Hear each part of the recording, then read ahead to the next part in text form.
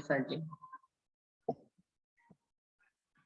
प्रकरण प्रणाम सभी सुंदर साथ जी को। प्रकरण तीसरा चल रहा है और उसकी 24 चौपाइयां हो गई हैं, 25वीं चौपाई से आगे बढ़ रहे हैं।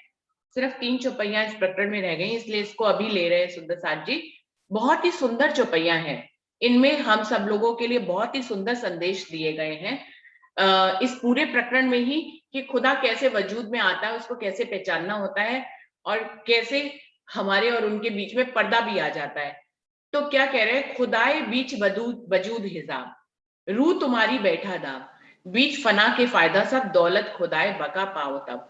तो जो प्रसंग चल रहा था कि कैसे खुदा इस दुनिया में आया है और वो कैसे परमधाम के मोमिन उनकी पहचान करते हैं। तो यहाँ पे कह रहे हैं कि खुदा जो है वो वजूद में आया है, तो उसके ऊपर एक वजूद का, 5 तत्व के शरीर का एक पर्दा पड़ा हुआ है। वही पर्दा हम जो रूहें आई हैं उनके भी तन पे वो पर्दा पड़ा हुआ है, यानी कि रूहें भी तन में आई हैं और राज्य भी तन में आए हैं। तो रूह, परमधाम की रूह और राज्य की पावर्स, आवेश स्वरूप शक्तियां जिस तन में आई हैं, उन दोनों के मिलन के बीच में 2 तन आ जाते हैं, एक रूह का तन और एक जिस तन में राज्य बैठे हुए होते हैं उस तन, उसका तन। तो खुदाए बीच वजूद हिजाब, वो इस तरह के पर्दे में आए हुए हैं, वो इस तरह के पर्दे के बीच में आए हुए हैं। रूह तुम्हारी बैठा दाब, और इसलिए हमारी रूह जो है इन 2 पर्दों के बीच में छुपी हुई है। बीच फना के फायदा सब, लेकिन परम नाम के मोमिनों को क्या करना है, उनकी पहचान करनी है। परम नाम के मोमिनों को इस पर्दे के, वजूद के पर्दे के हिजाब को उतारकर उनकी पहचान करनी है। सबसे पहले रूह अपनी, उनकी पहचान करेगी, फिर उनसे अपने रिश्ते की निस्बत की पहचान करेगी, और तभी उसके अंदर ये दावा आता है कि वो भी परम नाम की रूह है। हम सब अगर अपनी चालों को देखें सुंदर साथ जी, तो ऐसा ही हुआ है कि हम जब राज्य की धनी की वाणी से जुड़े हैं, हमने सदगुरु रूप में तन की पहचान, तन के रूप में सदगुरु की पहचान करी, और फिर हमें उनके संग से, वाणी के संग से और सदगुरु के संग से हमें अपनी पहचान हुई। तो हमें क्या करना होता है, जब हम उनको पहचान लेते हैं, उनकी आवाज को पहचान लेते हैं, उनकी रहनी करनी कहनी से पहचान लेते हैं, इस वाणी के माध्यम से हम उसको पहचान लेते हैं, तो हमें फना होना होता है। तब हमें अपना तन मन धन कुर्बान करना होता है, पीछे फना के फायदा सब। और जब रूह अपना सब कुछ नछावर कर देती है, तो उसको अनेक प्रकार के सुख मिलते हैं। दौलत खुदाए बका पाओ तब तुम खुदा की अखंड दौलत को प्राप्त कर सकते हो, जब तुम अपने और धनी के बीच से इस वजूद रूपी पर्दे को हटाकर उनके साथ उनकी पहचान करते हो, उनके ऊपर फना होते हो, तो तुम्हें फिर खुदा के सभी दौलतें मिलती हैं और तुम्हें उनके सारे भेद पता लगते हैं। बका चाहे सो फना होए, बिना फना बका ना पावे कोई, छोड़ो नाचीज जो कमतर ताते फना हो बका पर। क्या कह रहे हैं, बका चाहे सो फना होए, जिसको अखंड परमधाम के सुख चाहिए, जिसको अखंड परमधाम की नियामतें चाहिए, जिसको धनी से मिलना है, जिसको धनी का इश्क और वायदत की चाहना है, उनको फना तो होना ही पड़ेगा। बका चाहे सो फना हो, जिसको अखंड परमधाम चाहिए, जिसको धनी चाहिए, उसको फना तो होना ही पड़ेगा। बिना फना बका ना पावे कोई। आज तक कोई भी परमधाम के मोमिन बिना फना हुए कुछ भी परमधाम की नियामतें नहीं पा पाए। हमेशा ही परमधाम के मोमिन है। हमारा जो कातनी का दृष्टांत है, वो हमें फना होना ही बताता है कि फना हुए बिना कुछ भी नहीं मिल सकता। चाहे आप परमधाम की रूह ही क्यों ना हो, आपके अंदर परमधाम की आत्मा ही क्यों ना बैठी हो, लेकिन फना हुए बिना आप अखंड परमधाम के सुखों को कैसे प्राप्त करेंगे, धनी के सुखों को कैसे प्राप्त करेंगे। तो बिना फना बका ना पावे कोई, बिना कुर्बान हुए परमधाम के सुख नहीं मिल सकते, धनी नहीं मिल सकते। छोड़ो नाचीज जो कमतर, जो बहुत छोटी छोटी चीजें हैं उनको छोड़ दो, उनकी चाहना करना छोड़ दो। दुनिया की जो चाहनाएं होती है हमारी, ये बहुत तुच्छ है धनी की चाहना के सामने। तो कह रहे हैं छोड़ो नाचीज जो कमतर, जो छोटी छोटी चाहनाएं हैं धनी की एक इतनी अद्भुत चाहना के सामने, उन छोटी चीजों को छोड़ दो, ताकि फना हो बका पर, और तुम फना हो जाओ उस धनी पर, और उनकी नियामतों को तुम पालो। ढापे थे जो एते दिन, हनोज लो ना खोने गिन, बातून जो कुरान के सवाल, सो जाहिर किए चतुसार। वो कह रहे हैं अब तक कुरान के ये जो किस्से थे वो अभी तक ढके हुए थे। हनोज लो ना खोले दिन, आज दिन तक उनको किसी ने खोल के नहीं बताया था। कुरान के जो बातूनी बातें हैं, जो किस्सों के रूप में आज घटित होती हैं, छत्रसाल जी कह रहे हैं अब धनी ने अपनी वाणी के माध्यम से, अपनी तारतम ज्ञान की कुंजी के माध्यम से उन कुरान के किस्सों को इस समय पर घटित करके दिखा दिया है। तो ये बहुत बड़ी बात हुई है जो अभी तक नहीं हुई थी, जो अब हो गई। इस तारतम वाणी के माध्यम से कुरान के भेद खुल गए।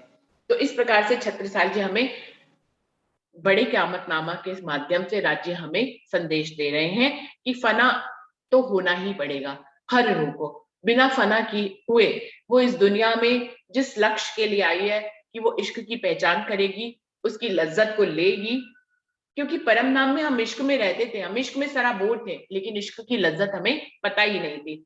तो इश्क की लज्जत तभी होती है जब थोड़ा सा दूर हुए, और तब हमें वो पास की चीज भी दिखाई देने लग जाती है जिसमें हम डूबे हुए थे। उस इश्क की लज्जत के लिए आज हर रूह को फना होने के सिवाय कोई रास्ता नहीं है। उसको धनी की पहचान करके उसमें फना होना पड़ेगा, इस वाणी की पहचान करके इस वाणी के लिए फना होना पड़ेगा। इस वाणी पे फना होने से क्या तात्पर्य है सुंदर साथ जी? अब वाणी तो कोई ऐसी है नहीं कि जिसके ऊपर हम अपना तन मन धन मार दें।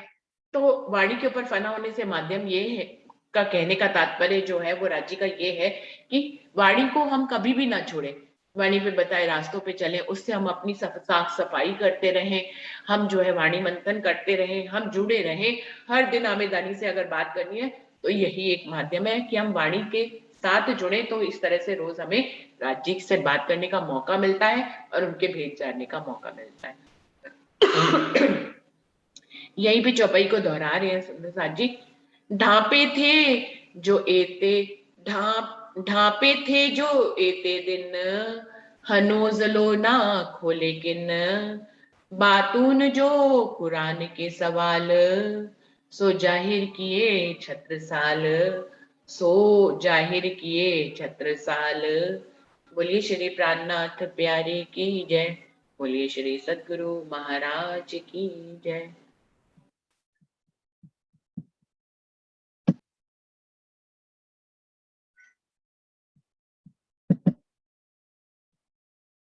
शब्दातीत का आज का टॉपिक है सुंदर साथ जी। शब्दातीत का क्या अर्थ है? शब्दों द्वारा किसी का भी नाम लेकर क्या यह उपासना पूर्ण ब्रह्म परमात्मा श्री राज्य की हो सकती है? क्योंकि श्री राज्य तो आत्मा के धनी है, परमात्मा है ही। शब्दातीत का क्या अर्थ है? शब्दों द्वारा किसी का भी नाम लेकर क्या वह उपासना पूर्ण ब्रह्म परमात्मा श्री राज्य की हो सकती है क्या? क्योंकि श्री राज्य तो आत्मा के धनी है, परमात्मा है ही। तो इस पे आज हम सब बात करेंगे सुंदर साथ जी।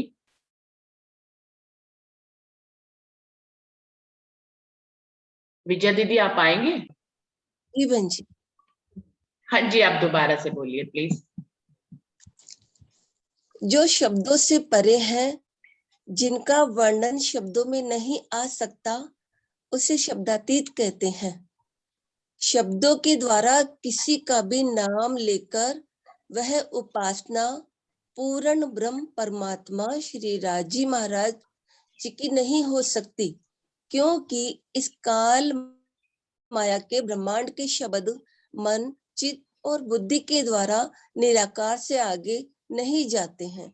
सपने की बुद्धि बैकुंठ निराकार तक ही जा सकती है।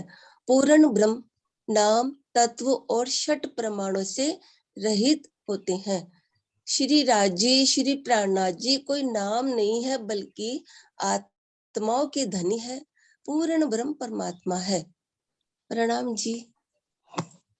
प्रणाम जी। संगीता दीदी आप आओगे?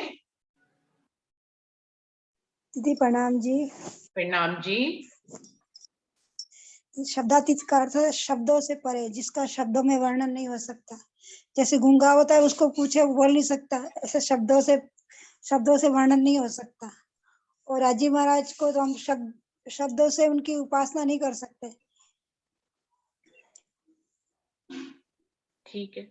वो तो इश्क के मालिक है। वो तो हम उनको प्यार से धनी पिया, धनी ऐसे कह सकते हैं। बाकी दुनिया वालों की पहचान है नाम से करना, नहीं राज्य महाराज को हम शब्दों से नहीं पहचान कर सकते। दीदी प्रणाम जी। प्रणाम जी। बबीता जी आप आएंगे, कुछ बताएंगे?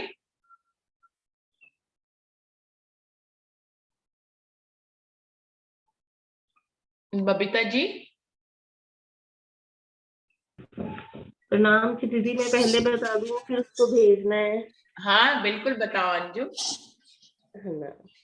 हाँ, इसको दीदी एक ना भजन भी आया था, भजन भी है, उससे भी हम समझ सकते हैं कि नाम से परे है पिया, नाम तो धराया यहाँ, जाने सब नाम को, नाम का ना काम वहाँ, शब्दों में आए शब्दातीत जो कहलाए रे। यानी वही वाली बात है ना, वहां कोई नाम है नहीं।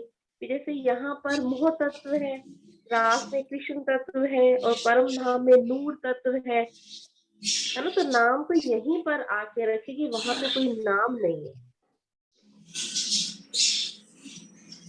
ठीक है दी जी। प्रणाम जी, प्रणाम जी। अंजू ने भजन के माध्यम से बहुत अच्छा बताया, और मुझे तो विजया दीदी के भी शब्द एकदम सटीक से लगे, बहुत अच्छे से उन्होंने बताया। बबीता जी आप बताइए। हाँ जी प्रणाम जी, सुंदर साथ जी। प्रणाम जी।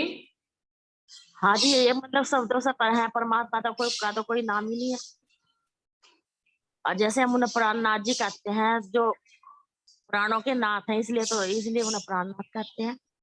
उन्हीं से तो हमें प्राण मिल रहे, उन्हीं से तो सब कुछ चल रहा है।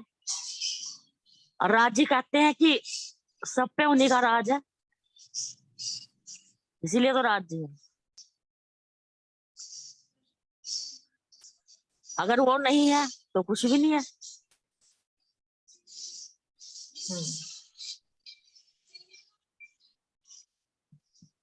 जी बबीता जी अभी कुछ और बताएंगे आगे? हाँ जी, बस यही कहना है मेरा तो। जी जी ठीक है जी प्रणाम जी। प्रणाम जी। मनीषा दीदी आप बताएंगे?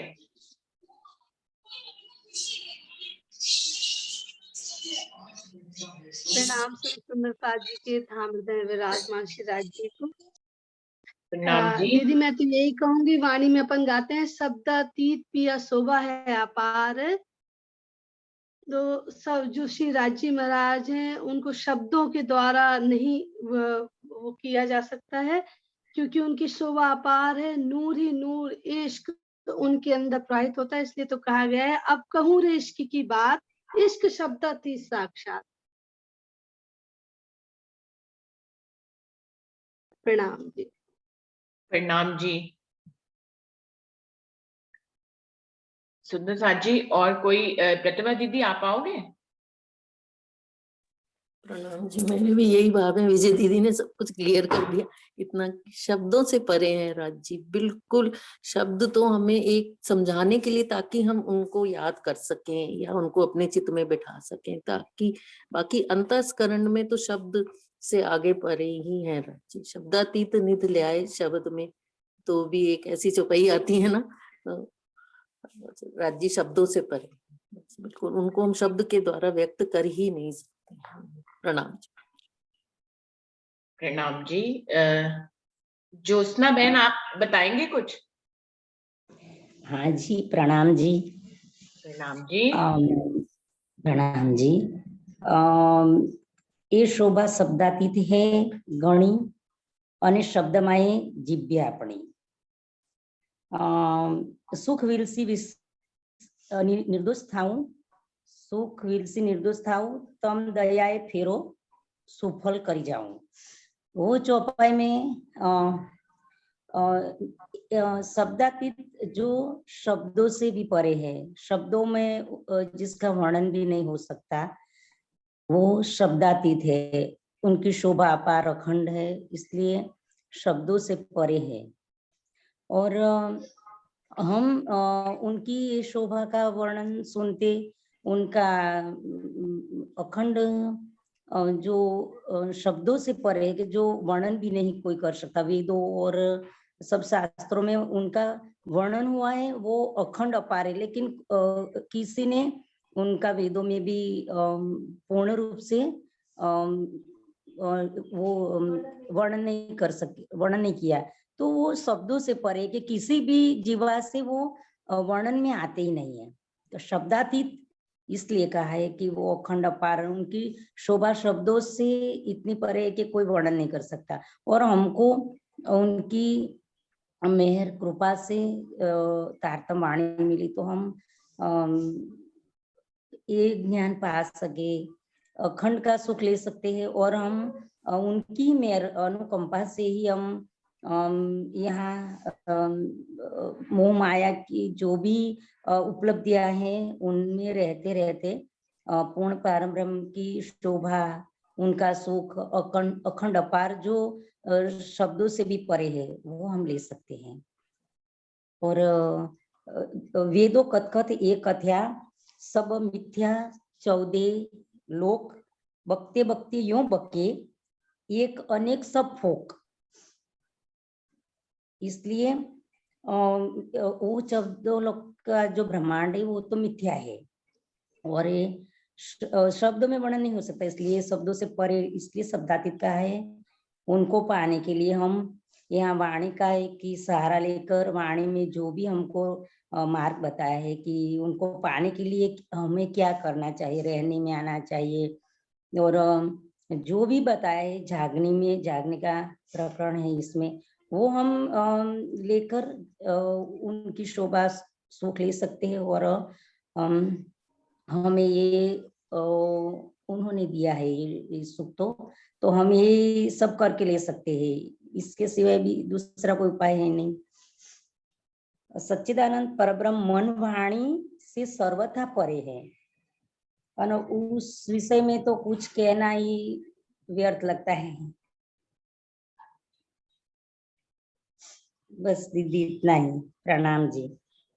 वाणी में ऐसा भी आता है ना कि एक सेकंड की कुछ तो कहना पड़ेगा ना समझाने के लिए। वाणी में ऐसा भी चौपाई के द्वारा समझाया गया, ना कहने से तो कुछ कहेंगे ताकि हम उनसे जुड़ सकें। पहुंचते वहां तक नहीं है ताकि हमारे मन में वो भाव बैठ सके और हम उनके नजदीकी का अनुभव कर सके। प्रणाम। बिल्कुल ऐसा कहा है वाणी में कि अगर मैं बोलूंगा ही नहीं, इंद्रावती कह रही है कि अगर मैं बोलूंगी नहीं तो मेरे जो मोमिन है वो क्या आहार लेंगे, वो कैसे उसकी पहचान करेंगे, वो कैसे उस तक पहुंचेंगे, और उनको जो एक सुख मिलना है, जो एक उनकी खुराक है, जो उनका आहार है, परम नाम का इश्क प्राप्त करना, अगर मैं कुछ भी नहीं बोलूंगी तो और यही कहती रहूं कि शब्दातीत है, शब्दातीत है, शब्दातीत है, तो फिर वो कोई आहार कैसे लेंगे। उन्होंने उनके स्वरूप और श्रृंगार को शब्दों में उतारा, जिससे हम आज आहार लेते हैं, हम जो है अपनी चितवनी करते हैं। उन्होंने 25 पक्षों को शब्दों में उतारा, तो उससे भी हम आहार ले रहे हैं, अपना भोजन कर रहे हैं, जो मोमिनों का आहार होता है, धनी का दीदार और धनी का प्रेम पाना। तो ऐसा इंद्रावती जी ने बहुत जगह कहा है, जो प्रतिभा दीदी कह रही है कि अगर मैं बोलूंगी ही नहीं और उनको शब्दातीत शब्दातीत कहती रहूंगी तो कैसे मेरे मोमिनों को आहार मिलेगा। ना कहने से तो कुछ कहना भला, ऐसा कुछ आता है। ऐसा भी आता है। तो सुंदर साथ जी, मैं ये कहना चाहूंगी, इस टॉपिक, ये जो जिस भी सुंदर साथ ने मुझे ये टॉपिक भेजा था, वो अपनी भावनाओं को बहुत विस्तार रूप में बताए, लेकिन उसको शब्दों में, वो टॉपिक बहुत बड़ा हो रहा था, तो शब्दों को मैंने शब्दों में उसको इस ढंग से इस टॉपिक को बांध दिया। मैं उनके भाव आपको बताना चाहूंगी कि ये टॉपिक रखने का क्या तात्पर्य था, उनका दिल का भाव क्या था।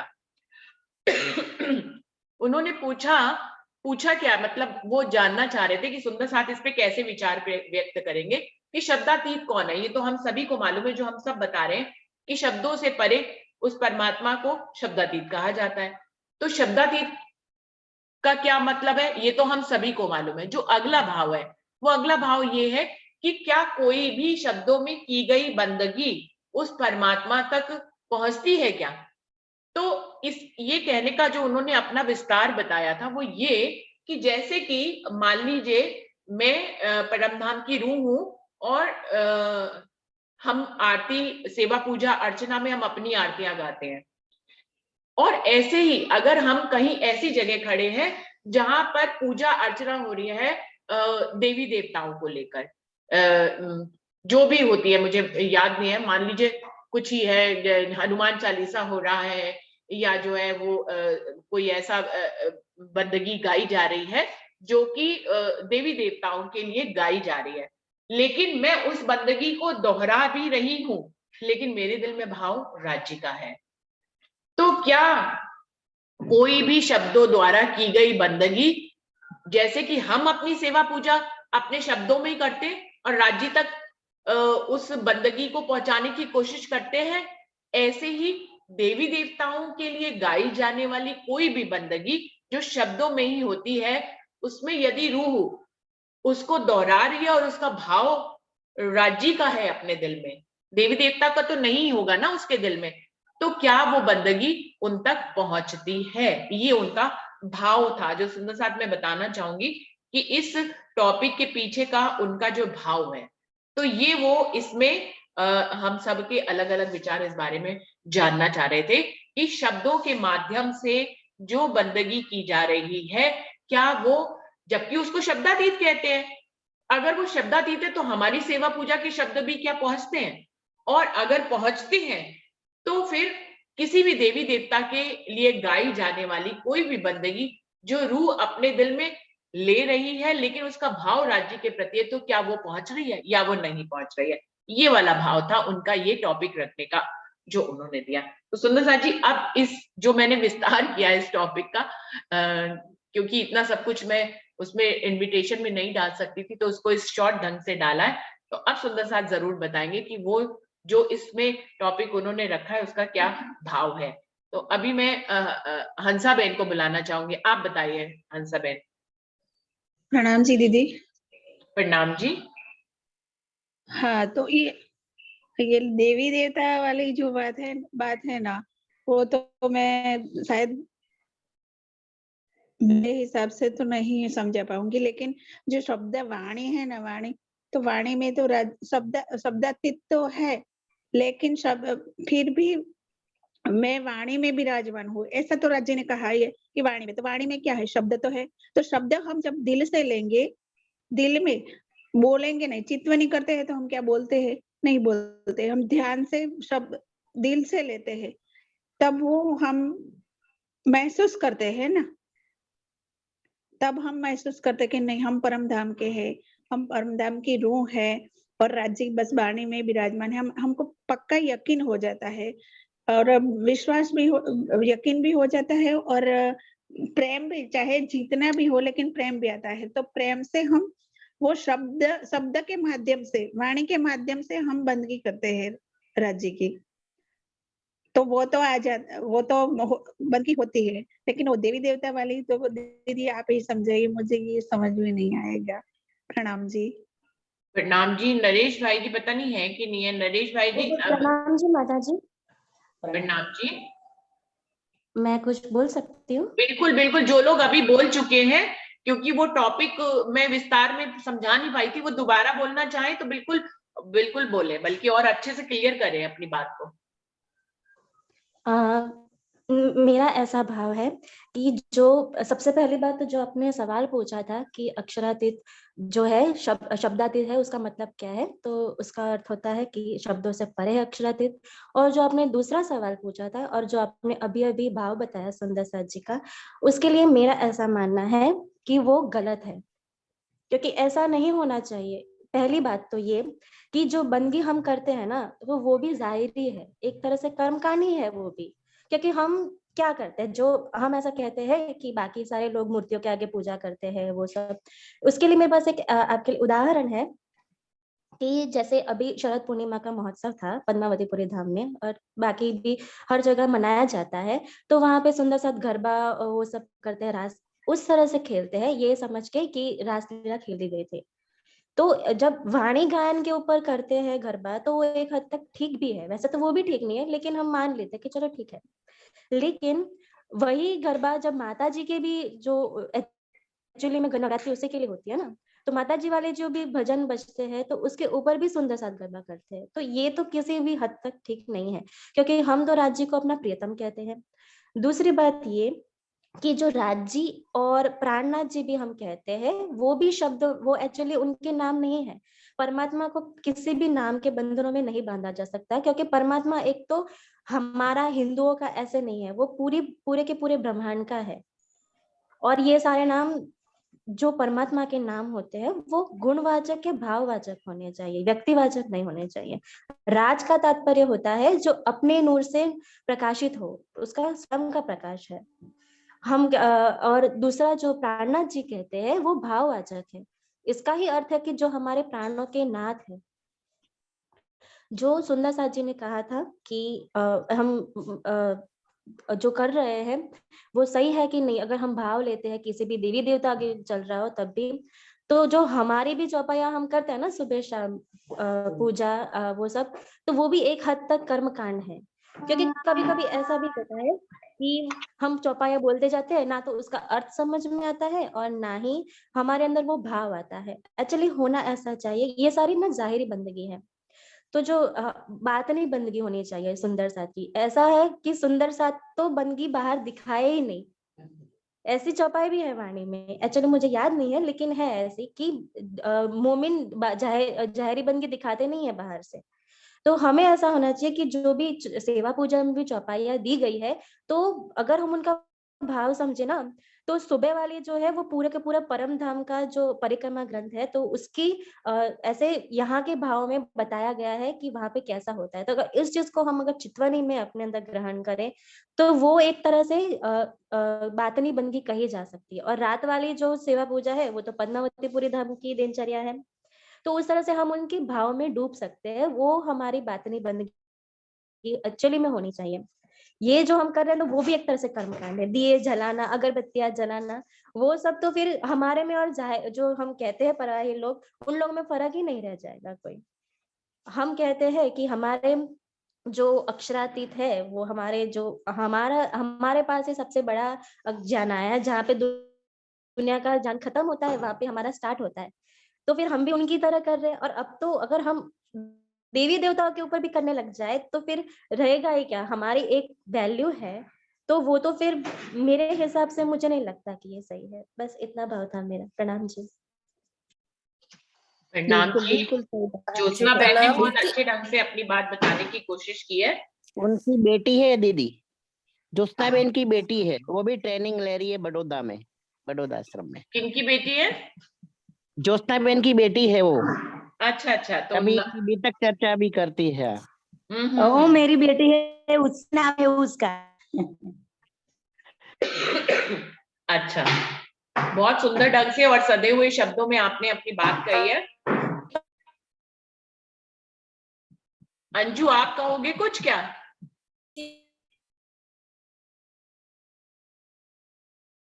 आवाज नहीं आ रही अंजू आपकी।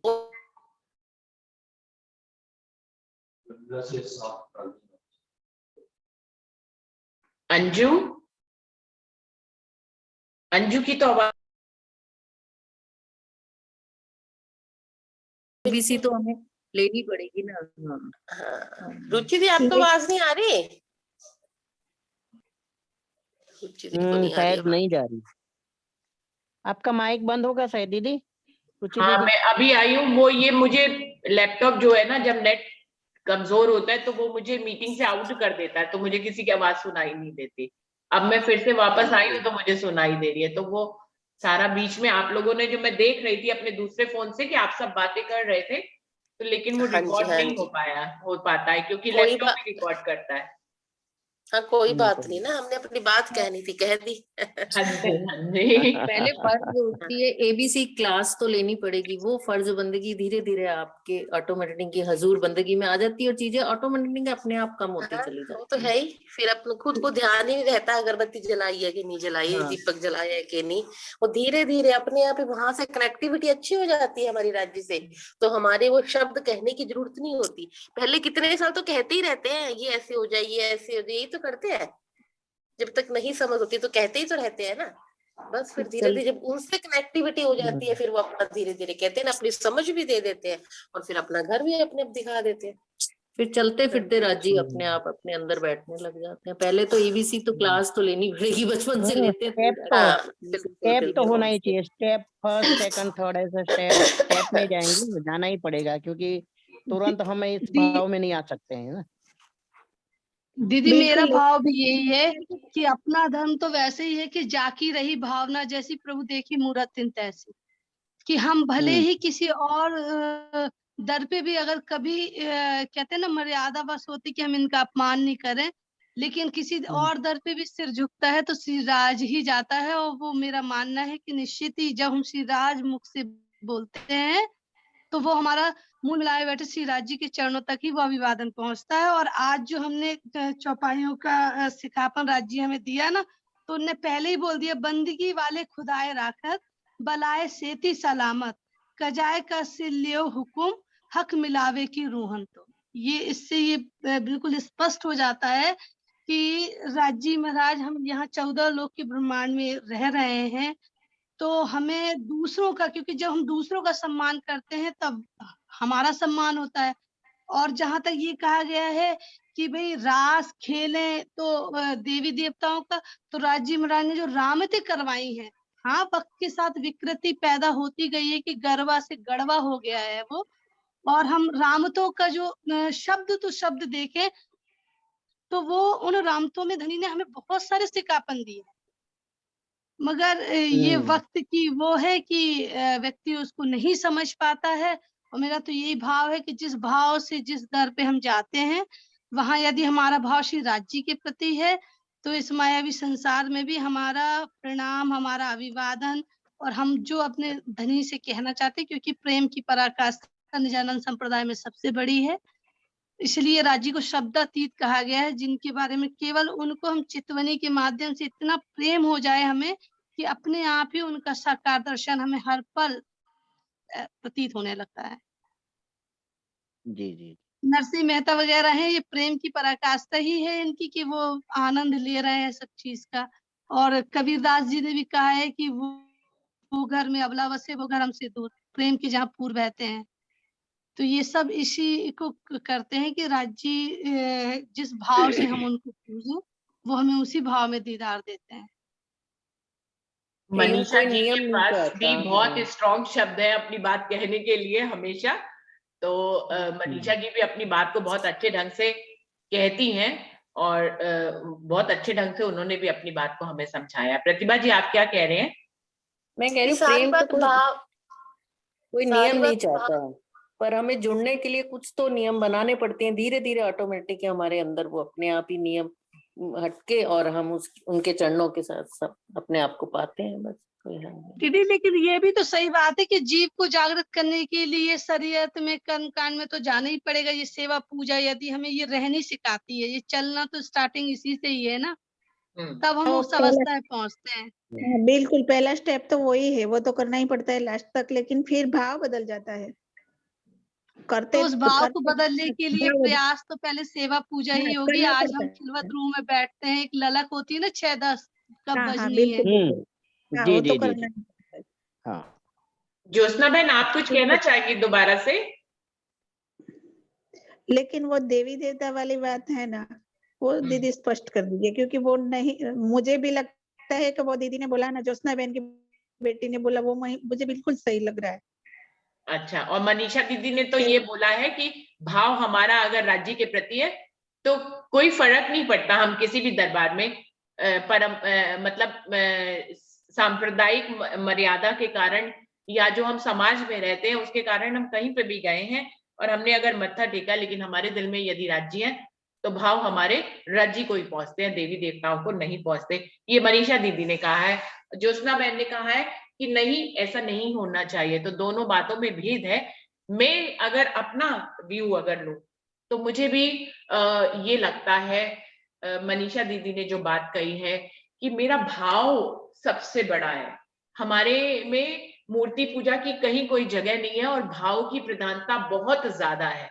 चाहे हम अपनी सेवा पूजा को गुनगुना रहे हो या हम कहीं पे भी हों और उनके साथ साथ हम लयबद्ध हो जाते हैं तो और हमारे भाव राज्य के प्रति होते तो राज्य को पहुंचते। इसका एक मैं एग्जांपल देना चाहूंगी। जो प्रेम के ऊपर गीत बनते हैं, जो फिल्मी गीत बनते हैं सुंदर साथ जी, जो गजलें बनती हैं जिनको हम बड़े प्रेम से गुनगुनाते हैं और राज्य का भाव लेते हैं, तो मुझे तो लगता है कि वो राज्य तक ही जाते हैं। इससे क्या फर्क पड़ता है कि वो किसी धर्म के किसी देवी देवता के लिए गाए जा रहे हो, मतलब तो मेरे भाव का है ना। अब फिल्म में तो वो हीरो हीरोइन के लिए गा रहा है, है ना। वो प्रेम का जो वाक्य है, जो गजल वो गा रहा है, वो प्रेम अपनी प्रेमिका के लिए गा रहा है या प्रेमिका प्रेमी के लिए गा रही है।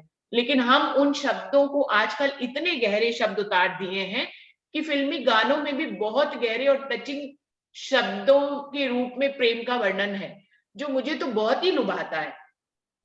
तो मैं तो उसमें राजी का भाव लेती हूँ सुंदर साजी, ये मेरी पर्सनल है, आप उस पे सहमत हो या नहीं हो ये मैं नहीं कह रही हूँ, लेकिन मैं अपना प्रैक्टिकल अनुभव बता रही हूँ। जो इतनी गहरी गहरी गजलें उतरी हुई हैं, जो इतने गहरे गहरे प्रेम के भाव उतरे हुए हैं फिल्मी गीतों में। अंजू शायद आपकी तरफ से शोर आ रहा है कुछ किचन का। मैं यही कहना, आप जो कह रहे हो ना, यही कहना चाह रही थी। वो गाने नहीं आए जो तू मेरा हमदर्द है, तो ये सारे भाव तो वही है ना। हाँ, और एक ऋतिक ये भी है, हम्म। हाँ, ये है नहीं, मैं और तुम अगर, एक ऐसा भी है, मैं और तुम अगर एक हो जाते, यानी है तो देखा जाए तो गाने हैं, लेकिन अगर हम अपने राज्य पे घटाएं तो सारी बात ही है, हर एक बात ही है। हाँ और बिल्कुल। एक आया था ना गाना, ये भी तो आया था ना, एक गजल आई थी, महबूब कोई जाने वफा है तो आप हैं। सारी बात नहीं राज्य, बस वही वाली बात है, कोई किसको